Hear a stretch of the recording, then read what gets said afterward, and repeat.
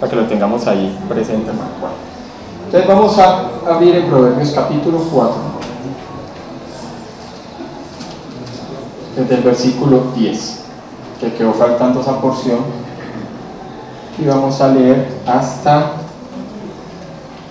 les digo qué versículo, hasta el versículo 23. Vamos a ver si vamos a predicar del 10 al 23, vamos a ver si alcanzamos a predicar toda la porción. Dice así: oye, hijo mío, y recibe mis razones, y se te multiplicarán años de vida. Por el camino de la sabiduría te he encaminado, y por veredas derechas te he hecho andar. Recordemos que aquí está hablando también del consejo que le daba David a Salomón. Entonces, versículo 12: cuando anduvieres no se estrecharán tus pasos, y si corrieres no tropezarás. Retén el consejo, no lo dejes, guárdalo, porque eso es tu vida. No entres por la vereda de los impíos, ni vayas por el camino de los malos. Déjala, no pases por ella, y apártate de ella. Pasa, porque no duermen ellos si no han hecho mal, y pierden el sueño si no han hecho caer alguno. Porque comen pan de maldad y beben vino de robos. Mas la senda de los justos es como la luz de la aurora, que va en aumento hasta que el día es perfecto. El camino de los impíos es como la oscuridad, no saben qué tropieza. Hijo mío, está atento a mis palabras, inclina tu oído a mis razones. No se aparten de tus ojos, guárdalos en medio de tu corazón, porque son vida los que la hallan y medicina a todo su cuerpo. Sobre toda cosa guardada, guarda tu corazón, porque de él mana la vida. Ese último versículo que leímos es un versículo muy conocido, ¿cierto? Sobre toda cosa guardada, guarda tu corazón, porque de él mana la vida. Vamos a hacer un pequeño repaso de lo que vimos hace 8 días, ¿sí? Estábamos hablando, como para recapitular, que David le daba mucho consejo a Salomón. ¿Quién fue el heredero del trono? Salomón. Y entonces el escritor de Proverbios de Salomón, y él da aquí a entender que constantemente el rey David le decía: adquiere sabiduría, sobre cualquier cosa adquiere sabiduría. Yo les decía que David tuvo muchos hijos, pero como sucede en cualquier reinado y herencia de reinado, al hijo heredero se le dedica más tiempo, al hijo heredero se le dedica más fuerzas. ¿Por qué? Porque va a heredar un gobierno. Entonces, de alguna forma, Salomón recibió, porque David, lamentablemente, David no fue un buen padre, ¿cierto? Muchos han dicho, David como padre no fue bueno, porque muchos de sus hijos fueron muy rebeldes, y de hecho ni siquiera fueron piadosos. Entonces David se dedicó a Salomón, porque ya David sabía que Dios había elegido a Salomón para sucederlo en el trono. Y aquí Salomón dice que una de las cosas que David constantemente le decía es: adquiere sabiduría, sobre toda cosa adquiere sabiduría. Es más, le decía: así como usted coloca su empeño para buscar riquezas, o para buscar tesoros, o para su supervivencia, adquiere sabiduría. Y cuando Salomón llegó al trono, además que esas palabras de David lo marcaron mucho, ¿qué fue lo que pidió Salomón cuando Dios se le presentó? Cuando el profeta, ¿cierto? Pues Dios, utilizando un profeta, le dijo que pidiera cualquier cosa. ¿Qué pidió Salomón? Y Salomón llegó a ser una persona muy sabia, muy sabia. Tan impresionante era su sabiduría que era reconocido por su sabiduría en toda esa región. Y aparte, la forma de administrar y de gobernar fue muy sabia. Ahora, uno puede tener sabiduría para muchas cosas y probablemente no ser sabio para criar los hijos, porque la verdad, Salomón como que recibió el consejo de su padre, pero el sucesor de Salomón no recibió el consejo de Salomón, porque ¿en dónde se dividió el reino? Por una mala decisión en el hijo de Salomón. Y Salomón también tuvo muchos hijos, y aparte Salomón era muy sabio en muchos aspectos, pero en otros se descuidó. ¿Listo? ¿Qué más aprendimos hace 8 días? Que los versículos de hace 8 días eran muy enfocados a los jóvenes y a los niños, y los niños y jóvenes que están acá reciban ese consejo. Ante todo aprendan sabiduría. Estamos viviendo un tiempo donde la juventud es más rebelde que generaciones anteriores, ¿sí? Entonces, ante todo aprendan. Y dejamos claro, la Biblia sí es patriarcal, sí es patriarcal. La Biblia coloca al hombre como cabeza del hogar, coloca al hombre como cabeza de la sociedad, coloca al hombre como cabeza de todo. Y siempre es el hombre la cabeza y la mujer el ayudero. Que hoy se quiera ir en contra de lo que llaman patriarcado, hay un error. Y yo le decía a los jóvenes, que no le pase lo que le sucedió al hijo de Salomón, que en lugar de escuchar el consejo de los ancianos, se colocó a escuchar el consejo de los jóvenes. Y por lo general puede que nosotros como padres no seamos perfectos, tenemos muchos errores, pero el tener más edad nos ha ayudado a pasar por más cosas. Quiere decir que nuestros hijos y los jóvenes que están acá y los niños que están acá tienen que aprender que el consejo de los padres va por encima que el consejo de sus amigos. Y que en muchas ocasiones puede que el consejo de los padres sea muy maluco y lo llamen cantaleta, ¿sí? Y lo llamen así. Pero el consejo de los padres es por algo. Es por algo. Y que los jóvenes y los niños aprendan a entender que deben enfocarse mucho en el consejo de los padres, en la ayuda de los padres, en la dirección de los padres para todo. Y que nosotros como padres no podemos dejar de ser padres. No es que ya cumplió 18, chao, no. Vamos a estar siempre, y si nos toca oponernos al error y a la maldad, pues nos oponemos también. Toca oponerse, hermanos. ¿Listo? Ahora, vamos a mirar el primer punto. Ese es el primer punto que lo resumí rápido hace 8 días porque no nos alcanzaba el tiempo, pero lo voy a predicar del versículo 10 al 13. Y el versículo 10, aquí Salomón sigue diciendo: oye, hijo mío, y recibe mis razones, y se multiplicarán años de vida. Que recibamos el consejo. ¿Qué es lo que está diciendo aquí el libro de Proverbios? Reciba el consejo. Si recibe el consejo de vivir para Dios, vamos a vivir bien, ¿sí? Debemos de vivir bien. Por eso nuestros hijos, no los dejemos en la casa, hermanos, traigamos a nuestros hijos que escuchen la palabra, traigamos a nuestros hijos, discipulémoslo, guiémoslo. Hablábamos algo. Los primeros 11 años de la vida de un niño son vitales. Aprovechemos. Yo se les dije, los primeros 11 años de la vida de un niño los tenemos en la mano. Esa es la ilustración, los tenemos en la mano. En los primeros 11 años vamos a moldear su carácter, vamos a moldear sus convicciones, vamos a moldear muchas cosas en su vida. Aprovechemos esos primeros 11 años. De ahí en adelante, a pesar de que vivan con nosotros, hermanos, la adolescencia es compleja, y es compleja para el discipulado también. Y de ahí, si no se establecieron principios, si no se establecieron convicciones, si no se establecieron disciplinas espirituales, hermanos, va a ser duro y duro. Y de ahí sí va a ser cantaleta. Y de ahí vamos a estar ya orando, porque va a tocar orar, porque la rebeldía va a salir a flote. Y de ahí vamos casi que a tener que obligarnos. Casi que si no, porque si no están esas convicciones, toca apretar. Y apretar. Y orar y aconsejar. Y de ahí a más años, si esas convicciones no se establecieron, hermanos, solamente va a quedar orar y aconsejar.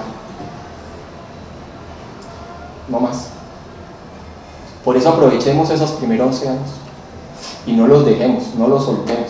Y ahí palabra, y ahí disciplina, y ahí la palabra, disciplinas espirituales. Oremos con nuestros hijos todos los días, que ellos vean que la oración es importante, congreguémonos con ellos constantemente, que ellos vean que el congregarse es importante, advirtámonos de cosas, que ellos sepan, miren, cosas muy sencillas. Yo no sé qué opinión tendrán ustedes sobre el Halloween, hermanos, pero yo nunca antes había visto tanto cristiano celebrando el Halloween como en estos días. Oiga, entonces como que cada año que pasa, ya los cristianos ya lo ven como algo normal. Cuando yo, que soy cristiano desde muy joven, hermano, estamos hablando de 20 años atrás, la iglesia era muy firme con el tema del Halloween.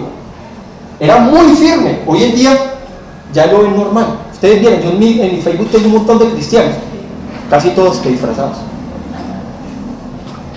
Mi esposa me pintado la cara, sacaron sus niños. Hermanos, aquí sí creemos que es una fiesta que apunta a la oscuridad y a la maldad. Perseveramos históricamente. Si usted lo quiere suavizar, allá usted, pero aquí perseveramos en eso. Y es preocupante porque Cada año que pasa se va viendo cómo el Evangelio se va suavizando. Y como decía un predicador, hemos suavizado tanto el Evangelio que ya el impío se siente cómodo con el Evangelio. La verdad. Suavizamos tanto el Evangelio que ya el impío se siente cómodo. Entonces, aquí dice, escuchemos y recibe mis razones y se te multiplicarán años de vida. Traerá bienestar para nuestras vidas. Se multiplicarán años de vida, hermanos. Mire, y nosotros seamos esos primeros 11 años, enseñémosle e instruyamos a nuestros hijos. Como decíamos, hay personas que les da igual la instrucción de los hijos y dicen groserías, son malas personas, hablan mal del otro. En el hogar, la disciplina es replicable a nuestras actitudes. ¿Qué quiere decir? Que como yo me comporte, mis hijos van a replicar eso. Por más cantaleta que yo les diga, como yo les colocaba el ejemplo, que yo estoy alguien es que fumando y le dicen al hijo, es que no fume, es que eso es malo. Alguien es que bebiendo y le dice al hijo que no haga eso, que porque es malo. ¿Ustedes qué creen que va a hacer el hijo? Recordemos que la Biblia es muy clara. La maldad es de generación a generación. ¿Por qué? Porque en el hogar se replican las acciones. ¿Cómo es la verdadera discipulado en el hogar? Palabra y ejemplo. Eso de palabra sin ejemplo en el hogar no sirve. No sirve y no sirve por más palabra que dé. Si no hay réplica, si no hay un ejemplo, no se va a replicar. Porque en el hogar, de generación a generación, ¿cómo levantamos una generación piadosa? Pues replicando lo que ellos ven en el hogar. Si en el hogar ven que ni oramos, ni leemos la palabra, no, pues ellos van a replicar eso. Van a replicar eso. Entonces, dice aquí que Salomón dice, por el camino de la sabiduría te he encaminado. Hermanos, encaminemos a nuestros hijos por el camino de la sabiduría. Encaminémoslo por el camino de la sabiduría. Eso es lo que debemos hacer, ¿sí? Y que tengamos eso en nuestras vidas, que podamos ser hogares piadosos. Debemos ser hogares piadosos, no perfectos. Y que en nuestros hogares, nuestros hijos entiendan eso. No somos perfectos, pero nos pedimos perdón, ¿cierto? Oramos a Dios por nuestras dificultades, tenemos problemas, sabemos ahí, pero aprendemos a perdonar, todo eso. Que en los hogares se vea que el pedir perdón y el perdonar hace parte del hogar, ¿sí? Y que se puedan solucionar las cosas. Entonces, que nuestros hijos nos encaminemos por la piedad, por el camino de la fe cristiana, hermanos. Encaminemos a nuestros hijos, aprovechemos un temprano, los que tenemos hijos pequeños, encaminémoslos, hermanos, por el camino de la piedad. Como dice aquí, este versículo, el versículo 11, por el camino de la sabiduría te he encaminado y por la vereda derecha te he hecho andar. Aquí siempre, hermanos, vamos dirigiendo por el camino de la vereda derecha y por el camino de la senda derecha. Camino que debemos nosotros enseñar. Por eso yo les digo, con los niños, hermanos, hay que aprovechar que ellos estén aquí, que ellos aprendan, y eso es otra disciplina, que ellos aprendan a estar con la congregación de los adultos. Es la actitud que ellos aprenden a tener, hermanos. En las iglesias cristianas, si uno le pone a analizar, es una reflexión que uno hace, y lo hemos dicho muchas veces, los niños se pasan por allá jugando, y téngalo por seguro, yo les los digo, hermano, porque yo lo vi muchas veces. Después al niño, al adolescente, se le va, dice, no, usted ya como que ya terminó su tiempo de escuela dominical, venga para estar con los adultos. No va a ser capaz. Hay unos que sí se les da fácil, hay otros que no. Entonces, ¿qué pasa? A ellos les va a costar, y ustedes los va a ver, y la actitud de ellos, cuando empiezan a ser parte de la asamblea general, o sea, como de pereza, como que no les gusta escuchar una prédica una hora, y por eso la parte musical sí les gusta, y así está, y ustedes, y yo que por tanto tiempo vi adolescentes en la iglesia cristiana que pasaban ese proceso, y en las predicaciones que hacían. ¿Por qué? Porque es complejo, porque nunca se les enseñó disciplina, y la disciplina se aprende enseñando a los niños a estar ahí con los adultos, aprendiendo la palabra, porque todo es replicable. La Biblia es muy clara, se replican las actitudes. ¿Listo? Proverbios 22:6, lo voy a leer yo porque es un proverbio muy conocido. Es un proverbio que es claro y es claro. instruye al niño en su camino. ¿A quién hay que instruir? Y aun cuando fuere viejo, nunca se apartará de él. Ese versículo no lo sabemos de memoria.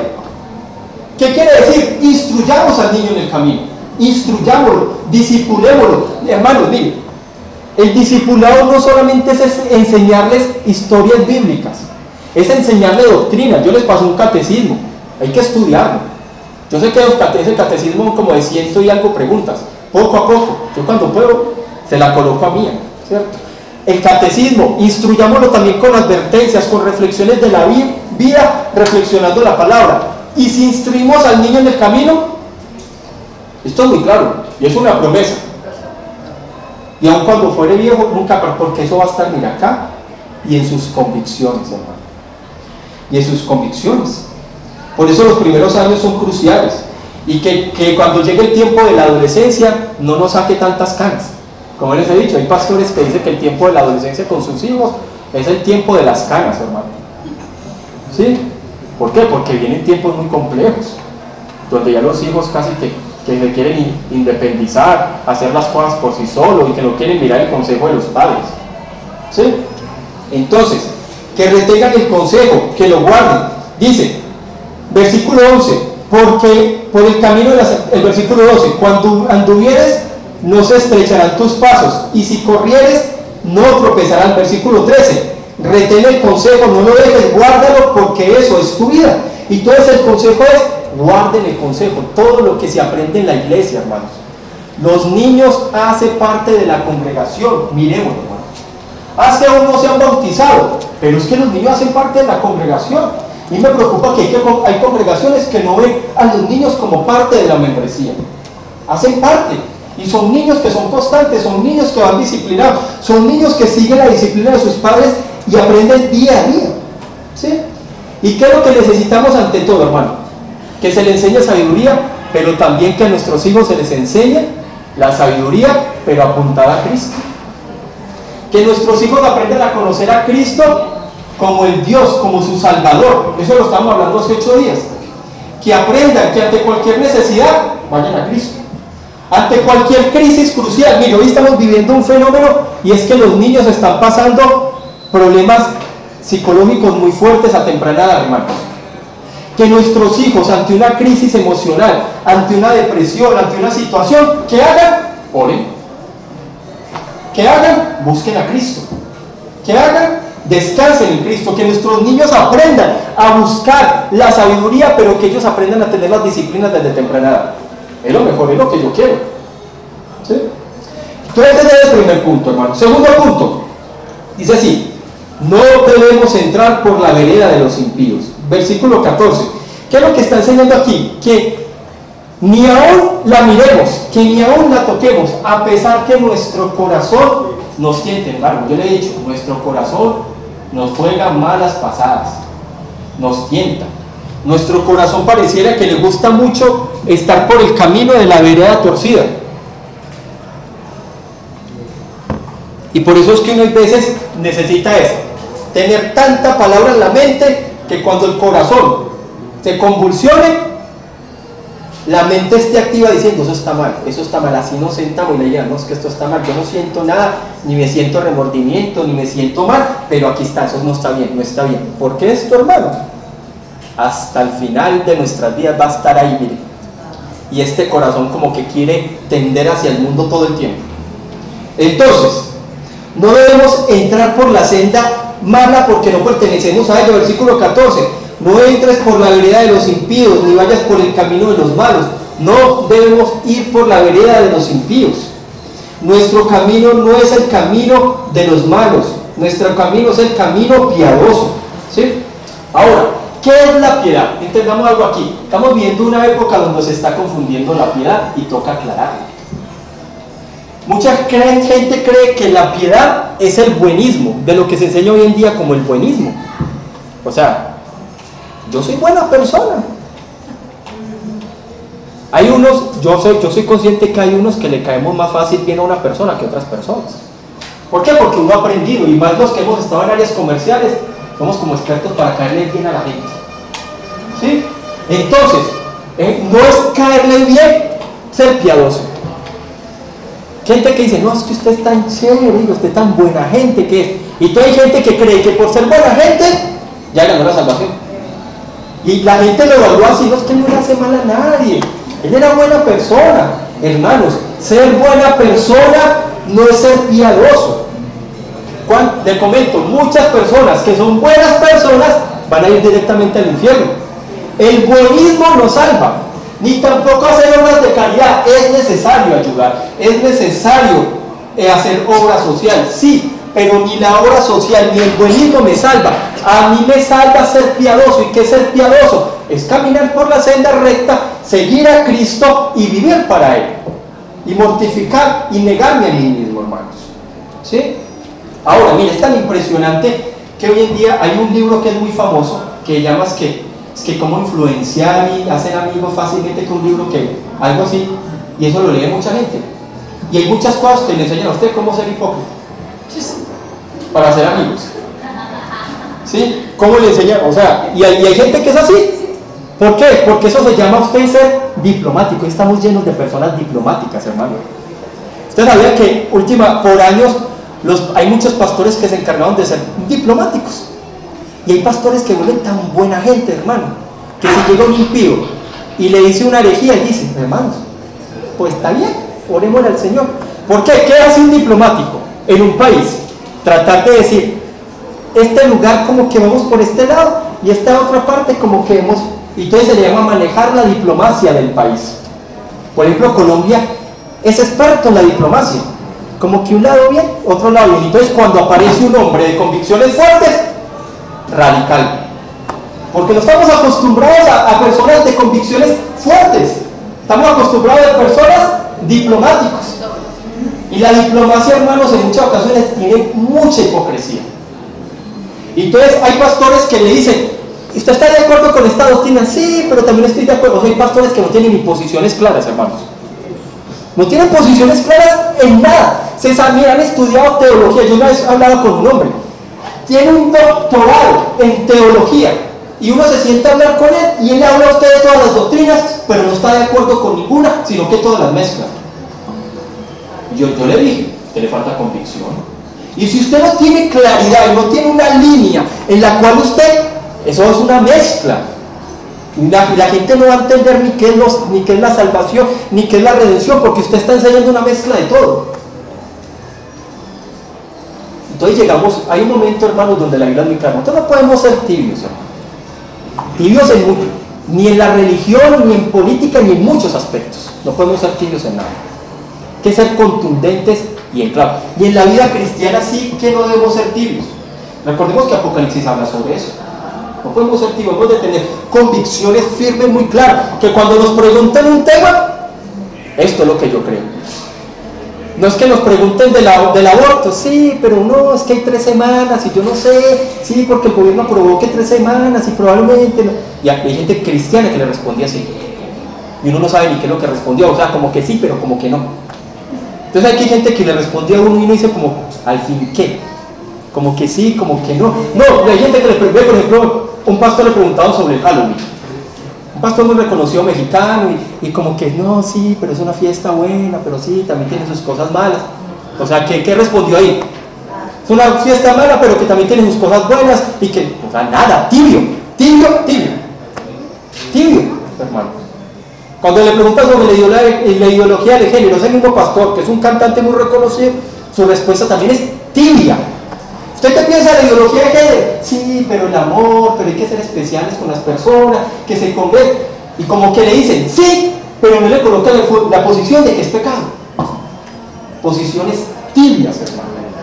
Y en la vida cristiana, en muchos aspectos de la vida, uno no puede ser tibio. Es como si uno colocara un pie en la verdad y un pie en la mentira. ¿Uno cómo va a caminar así? ¿Sí? Entonces el problema del buenismo es que la gente se cree buena persona y el buenismo no salva, hermano. Entonces la piedad no es buenismo. Y dice aquí, no debemos ni pasar por ella. Mira el versículo 15, déjala, no pases por ella, apártate de ella. Y para, mejor dicho es, no la toques, no la mires. No pasemos por esa vereda, no la toquemos, no la miremos, hermano. Que entendamos que ir en contra de Dios está mal. Por eso la Biblia nos llama, por ejemplo, a procurar la paz con todas las personas. Pero hay momentos donde toca ser firme en la verdad, y la persona hasta por la verdad nos puede odiar. ¿Sí? Entonces, antes de querer buscar hacerle bien a alguien, busquemos la aprobación de Dios. Mire, y si Dios nos ha llamado a predicar, Dios nos ha llamado a liderar dentro del cristianismo, hermanos, busquemos primero la aprobación de Dios que la aprobación de los hombres. Busquemos aprender de conocer a nuestro Señor Jesús antes del aplauso, antes de querer complacer a las personas. Complazcamos predicar fielmente el mensaje de salvación. ¿Sí? Mire este versículo tan impresionante, versículo 16. Porque no duermen ellos si no han hecho mal, y pierden el sueño si no han hecho caer alguno. ¿Qué quiere decir? Que una persona impía, que su corazón está entregado por completo a la maldad, se acostumbra a hacer maldad sin dolor. Y ustedes sabían, hermanos, que nosotros podemos caer en eso. ¿El fariseísmo qué es? ¿O la hipocresía religiosa qué es? Ser creyentes, pero me acostumbré a hacer tanta maldad que a mí no me importa ser creyente, igual estoy haciendo, pero ya hay un desinterés, hermano, que Dios nos guarde en caer en eso. Porque ustedes sabían que muchas de las líneas religiosas que iniciaron, por ejemplo, rectamente, como el luteranismo, como el presbiterianismo escocés, iniciaron con una base de entendimiento de la piedad y la santidad, pero se suavizó tanto que la religión pasó a ser algo simple. La gente va y se congrega y como si nada. Recordemos que eso puede pasar con las líneas antiguas. Miren lo que pasó en luteranismo en Alemania. Iglesias luteranas en Alemania hay por montones, pero la gente vaya y se congrega como una iglesia católica. O sea, como lo que sucede en una iglesia católica, la parte religiosa, pero sin motivación de piedad, de santidad. Miren lo que pasó con las iglesias presbiterianas en Escocia. Son por montones, y la gente va y se congrega en una iglesia presbiteriana, pero sin un sentido de santidad y de piedad, como lo que está sucediendo con las iglesias bautistas en Estados Unidos. Una gran parte, como llevan tanto tiempo, se le empieza a perder la sal, la esencia, y la gente va simplemente por costumbre, y terminamos haciendo lo mismo que hacíamos en la iglesia católica, sin sentido, sin la esencia, sin la exigencia de santidad, sin la exigencia de piedad. Lo mismo, sigue pasando lo mismo. Entonces dice, hay veces la maldad controla tanto nuestro corazón que nos da igual, no nos importa la maldad, ya vivimos para ella. Y hay gente que se acostumbra a la maldad, y tengamos cuidado, hermanos, que eso también nos puede pasar como creyentes. Nos acostumbramos a hacer maldad que ya nos da igual, que ya no nos importa. A eso sí, sigo siendo creyente, pero me da igual.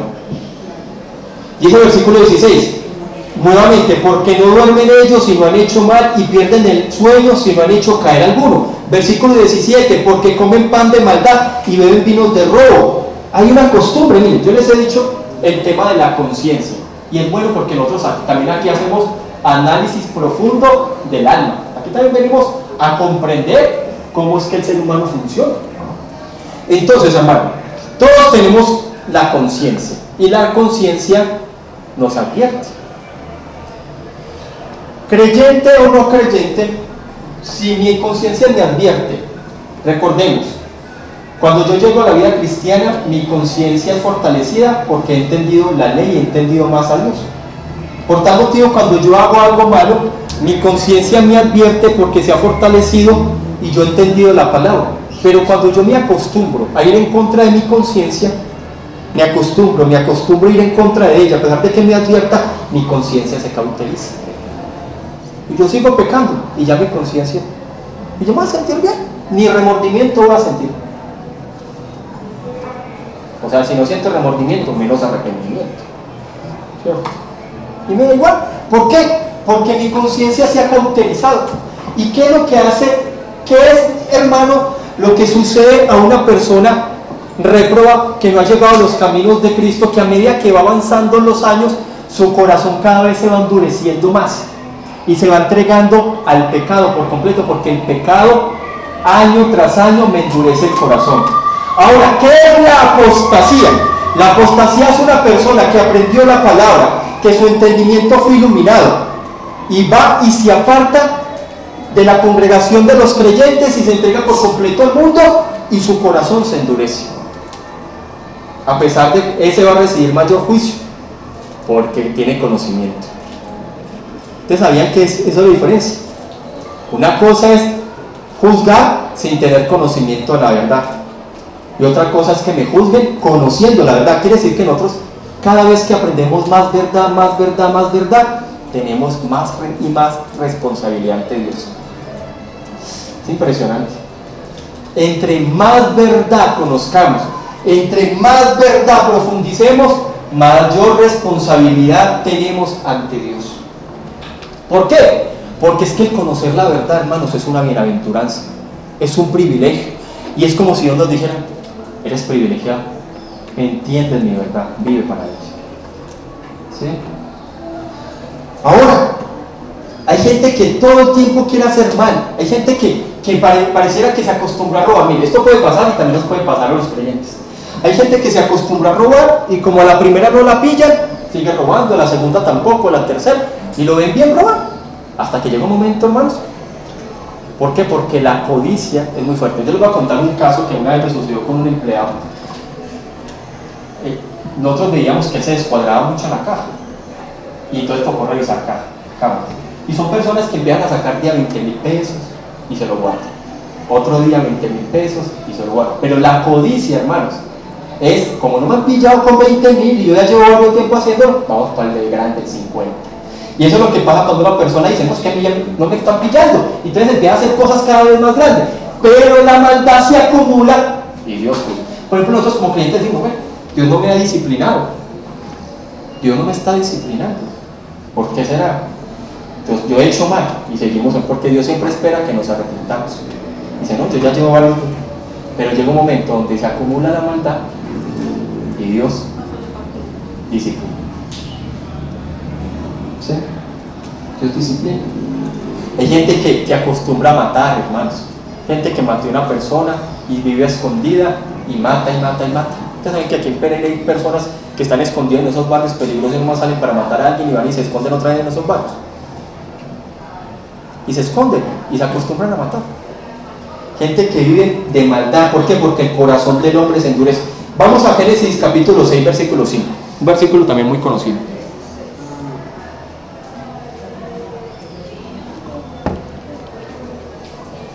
Génesis capítulo 6, versículo 5. Dice así. Les voy a dar un contexto.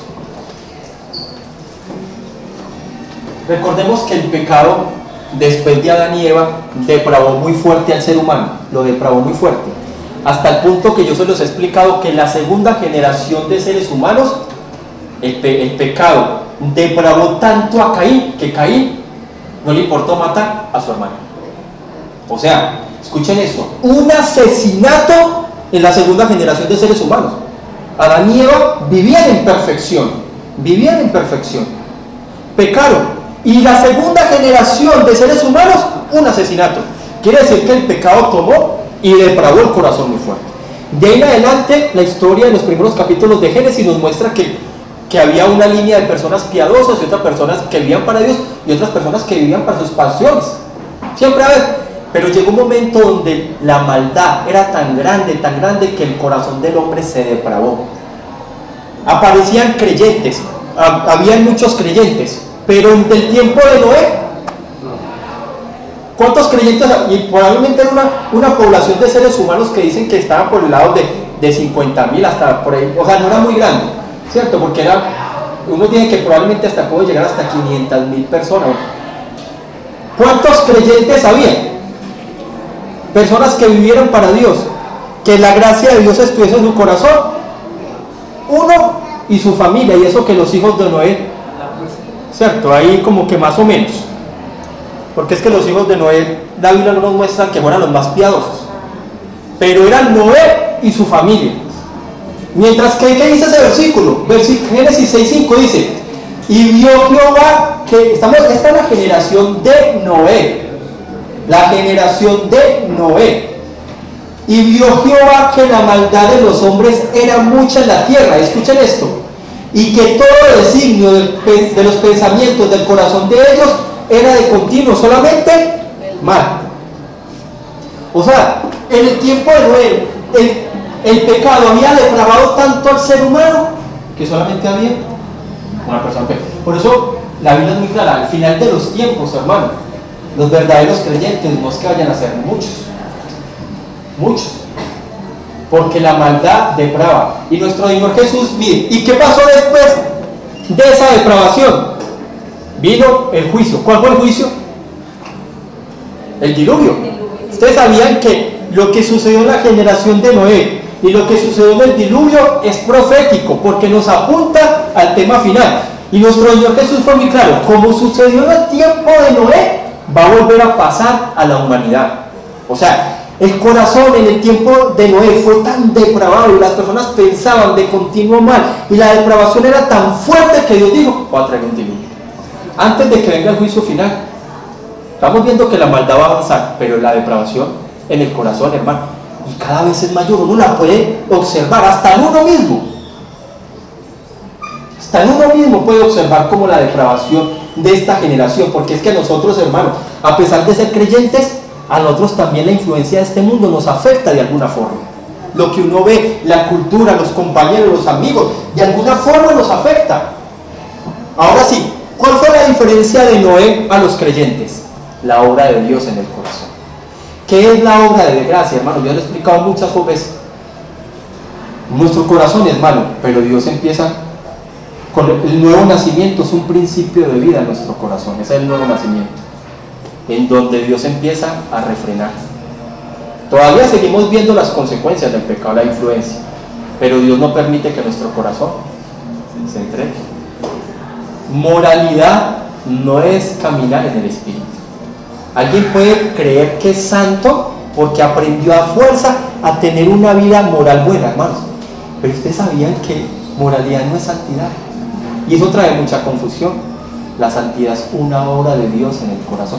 Y entonces, ¿qué entendemos? Que la obra es de Dios.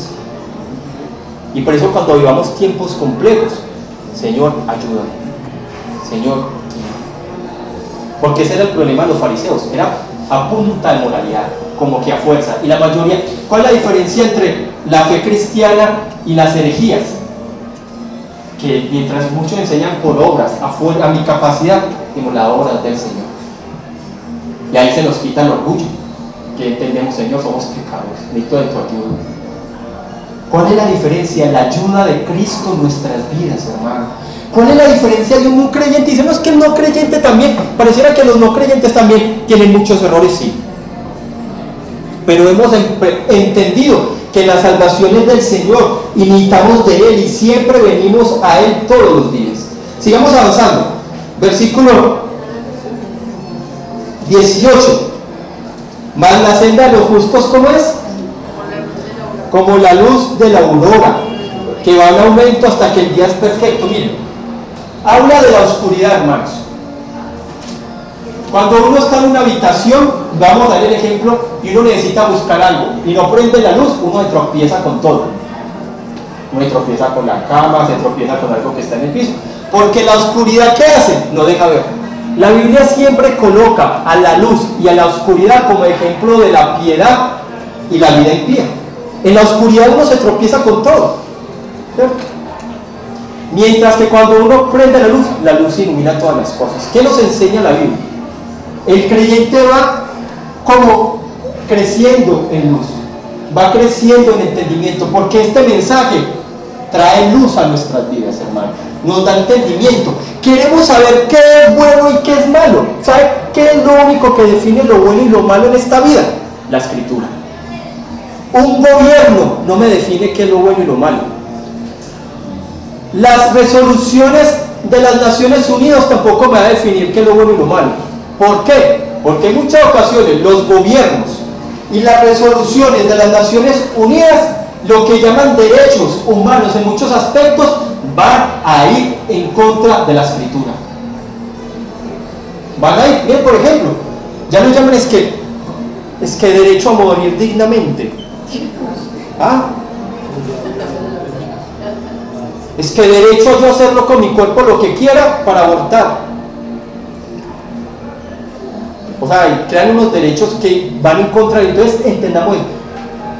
¿Qué define lo que es bueno y malo? Está la palabra, a pesar de que un gobierno lo apruebe. Yo les he dicho, alguien puede estar en el juicio final y decir, yo aborté porque mi país me lo permitía. Y en el juicio final, a usted lo van a juzgar bajo con qué constitución. La constitución de su país, bajo el estándar de los principios morales absolutos que Dios estableció desde el inicio de la humanidad. No es que mi país me lo permitía. No. Porque muchas veces lo que crean los gobiernos y las naciones van a ir en contra de la escritura y estamos llegando a un punto donde a lo bueno llaman malo y a lo malo llaman bueno. Y los que queremos defender los hogares, los que queremos defender la vida, los que queremos defender la crianza de nuestros hijos, lo que no queremos que a nuestros hijos los influencie la ideología de género, nos llaman radicales. Estamos llegando a un punto así, radicales. Radicales, o sea, somos radicales por creer lo que siempre se ha defendido en la historia. ¿Ah? Nos llaman ya radicales. Entonces, ahora ustedes sabían que nosotros como cristianos somos también hijos de luz. Pero no es porque nosotros tengamos luz en sí propia, sino porque nosotros nos ilumina la luz de Cristo. O sea, nosotros somos como la luna. ¿La luna tiene luz propia? ¿Qué hace la luna? Refleja la luz del sol. O sea, nosotros brillamos, nosotros somos luz porque Cristo es el varón perfecto. Y nosotros vivimos para Él. Y Él defiende a su pueblo, Él nos protege a todos. Y avanzamos y vivimos para Él. Y vivimos para Él. Y nosotros mire, hablando así, como el tema de la ilustración que se está haciendo de la oscuridad y la luz. Nosotros vamos camino en un mundo de oscuridad, hermano. Ustedes saben que el mundo está en oscuridad. Y la verdad es la luz. ¿Sí? Ahora, ¿quién es nuestra lumbrera? ¿Qué debemos de seguir? A Cristo y a su palabra. Es como cuando un barco va en el mar y aparece un faro. ¿Qué hace el faro? Guía al barco para que llegue al puerto. Así como ustedes han leído el libro del Progreso del Peregrino, es un libro que yo creo que todo cristiano debe leer, que habla de que nosotros estamos en esta vida en un caminar y siempre van a aparecer diferentes caminos que nos van a querer hacer perder del rumbo que debemos tener. Pero para nosotros mantener el rumbo, ¿qué debemos de tener? El mapa. Debemos de tener que nos muestra la ruta. ¿Y por qué nosotros lo estudiamos domingo a domingo? Porque debemos de perseverar. Cuando alguien está mirando un tesoro, buscando un tesoro, todo el tiempo está mirando el mapa, mirando el mapa. Nosotros en esta vida, para no perdernos de la ruta, todo el tiempo tenemos que estar mirando la escritura. Todo el tiempo, es una costumbre hasta el último día de nuestra vida. Entonces Cristo es nuestra lumbrera, Cristo es el que nos guía para que nosotros como creyentes vayamos avanzando de gloria en gloria, de poder en poder, que en esta vida todos los días miremos a Cristo, todos los días. Miren, versículo 18 al versículo 19 hace la comparación. Mas la senda de los justos es como la luz de la aurora, que va en aumento hasta que el día es perfecto. O sea, vamos creciendo en piedad hasta llegar a la perfección. Ustedes sabían que en esta vida no somos perfectos, pero en la eternidad sí vamos a vivir en perfección. Vamos en este camino, moviéndonos en medio de la oscuridad, mirando a nuestro Señor Jesús hasta que lleguemos a la perfección en la vida eterna. ¿Sí? Por eso nosotros, como les decía, enseñémonos a nuestros niños a buscar a Cristo, porque todos los días necesitamos buscar a Cristo. Que en lugar de la moralidad, en un momento de crisis, mira, hasta la moralidad trae depresión, hermano. Porque usted en un momento de crisis usted va a decir, y se va a enojar con usted mismo, ¿yo por qué hice esto? ¿Yo por qué fallé? O sea, la moralidad lleva a cuando usted llega a un momento donde la depresión, porque usted está centrando tanto en su capacidad, está centrando tanto en usted mismo, que le impide rendirse a Cristo. Y todos nuestros hijos van a pasar un problema, y si solamente fue ley, legalismo, va a decir, no, la embarré, no, esto, vengan a Cristo. Ríndase a Él. Si no, la ley nos puede, hermanos, al tipo fariseísmo, centrarme tanto en mí mismo, que eso me puede a mí generar convulsiones muy fuertes, porque me va a sentir como perfecto, y como yo no soy perfecto. ¿Sí?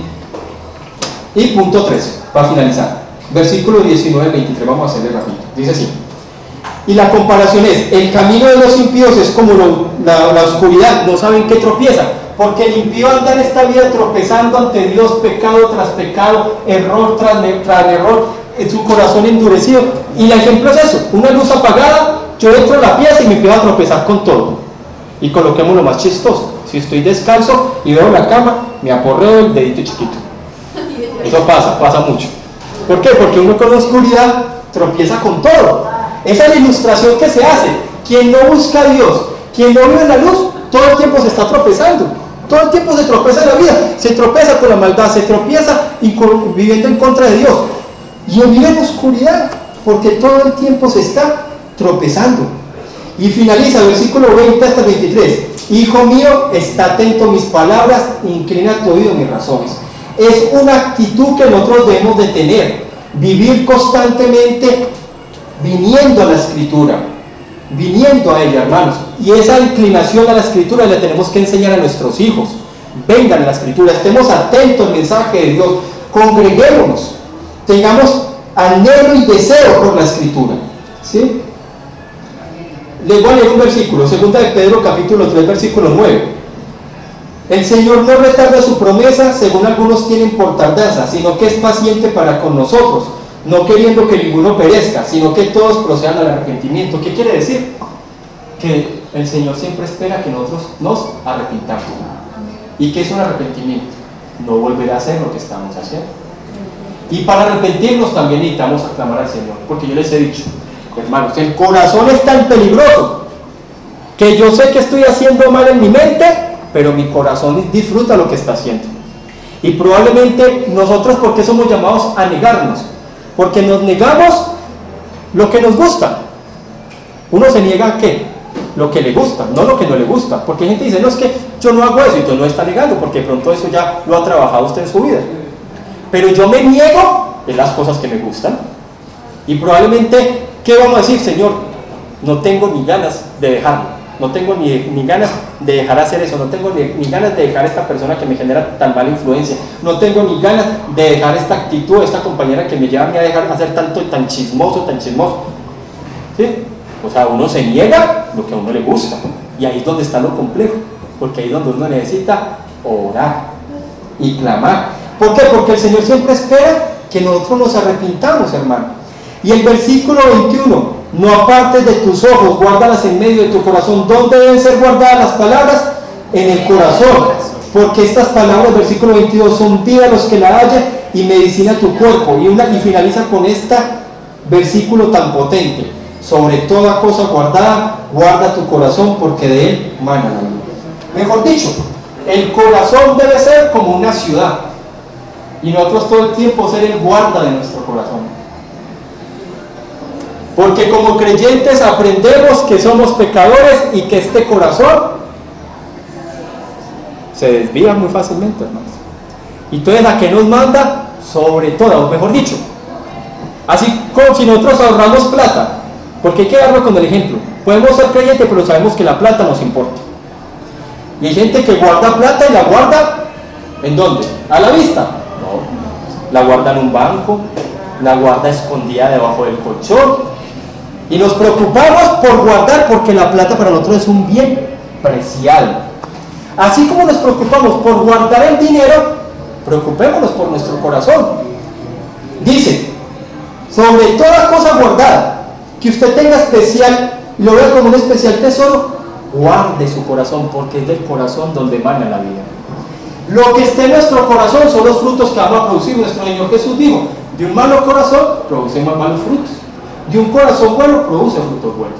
Si en nosotros está el principio de vida, que es el nuevo nacimiento, por ende debe producir frutos de arrepentimiento y frutos de piedad en nosotros, porque en el centro de nuestro corazón es donde está la vida. O somos un corazón entregado a la maldad, o somos un corazón donde la obra del Señor actúa continuamente.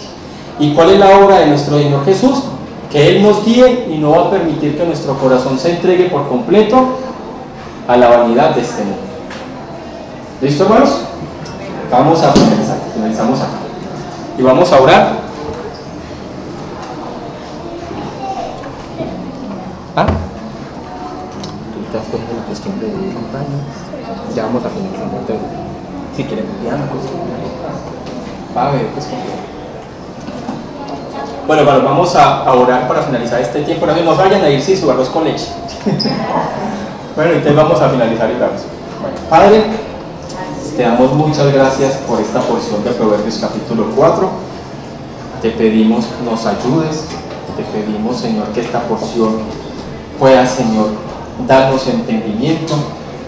Hoy clamamos y te pedimos, Padre, en el nombre de Jesús, para que nuestros pies estén por la senda recta, por la senda que tú has preparado. Guárdanos, Señor, de querer ir hacia un lado y hacia el otro, y guárdanos de caminar por la oscuridad. Sácanos de la oscuridad, sácanos, Señor, si hay veces somos tentados de querer ir por la oscuridad, y ayúdanos a estar siempre mirando a Cristo, que es nuestra luz, y vamos caminando tras Él. Ayuda con nuestro corazón, Señor, guárdalo, porque sabemos que nuestro corazón hay veces se convulsiona muy fuerte y debemos ser sinceros con la maldad que hay en él. Te pedimos, ten misericordia, ten compasión de nosotros, ayúdanos a arrepentirnos, ayúdanos a negarnos ante ti y guíanos para poder buscarte y exaltarte continuamente hasta el último día de nuestras vidas. En el nombre de Jesús, amén y amén. Vamos a ver unos anuncios, hermanos.